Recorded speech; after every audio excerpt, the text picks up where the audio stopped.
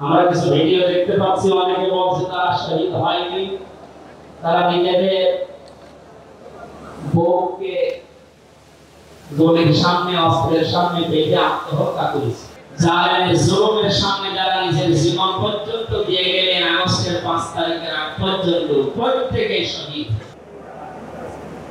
2024 সালের আগস্টের 5 তারিখ পর্যন্ত যারা মুক্তভাবে কথা বলার পরিবেশ তৈরি করে দেওয়ার জন্য নিজের জীবন পর্যন্ত দিয়ে গেলে, শাহাদাতের সর্বোচ্চ মাকাম আল্লাহ যেন তাদেরকে দান করেন। আমরা কিছু ভিডিও দেখতে পাচ্ছি, অনেকে বলছে তারা শহীদ হয়নি, তারা নিজেদের বউকে গলির সামনে অস্ত্রের সামনে বেঁধে আত্মহত্যা করেছে। তারা কাদের কাছ থেকে কি পেয়ে কি খেয়ে কথা বলছেন আমি জানি না। কোরআনে কারিমে আল্লাহ তাআলা 1000 বছর আগে জানিয়েছেন। শহীদ শব্দটা আমাদের এই বাংলাদেশ, ভারত, পাকিস্তানে যেভাবে ব্যবহার হয়, এটা এত সস্তা বিষয়, অনেক দামি বিষয়। শহীদদের ব্যাপারে কথা যেন মানুষ উল্টাপাল্টা না বলে, যেন মানুষের মুখের উপরে আল্লাহ নোটিশ জারি করে দিয়েছে।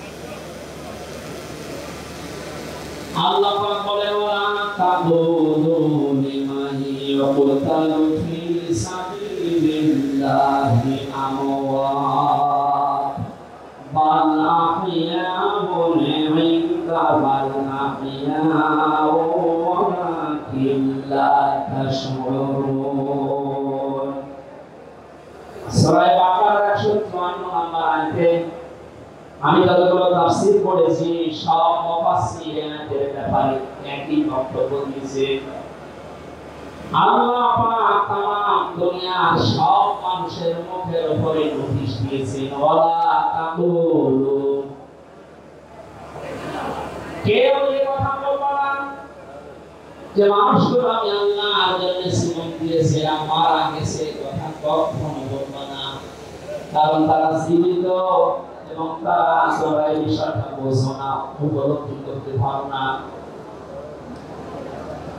মুখের পরে মানুষের তো অন্তর দিয়ে ধারণা করতে পারে, এখানে আল্লাহ হৃদয়ের উপরে অন্তরের উপরে নোটিশ দিয়েছে, ওয়ালা তাহসাবান্নাল্লাযীনা কুতিলু ফি সাবিলিল্লাহি আমওয়াতা বাল আহইয়াউন ইনদা রাব্বিহিম ইরসাকুন।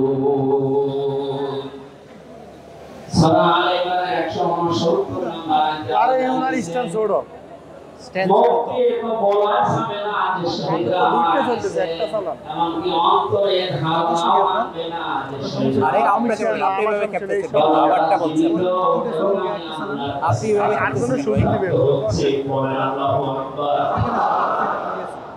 পুরেন কি আয়াতটা 100 ভাগ 500 রেকর্ড দিচ্ছি এখান থেকে নাকি? আমি কিছুদিন আগে গিয়েছিলাম গাইবান্ধা, বাংলাদেশ ইসলামী ছাত্র শিবিরের সদস্য ছিলেন ভাইটা।